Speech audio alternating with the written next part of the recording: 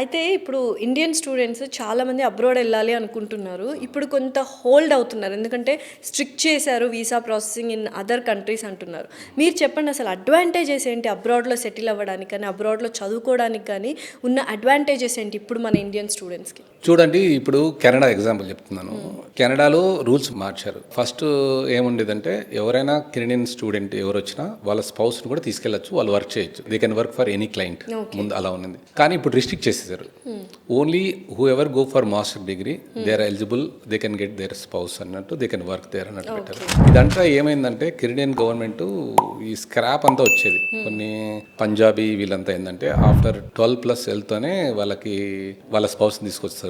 వాళ్ళు ట్రక్ డ్రైవర్లుగా చిన్న చిన్న లేబర్ జాబ్స్ ఇట్లా ఇట్లా తీసుకెళ్తుంటారు. వాళ్ళకి ఏంటంటే 12+లోనే వాళ్ళకంత హై క్వాలిఫైడ్ జాబ్స్ దొరకవు.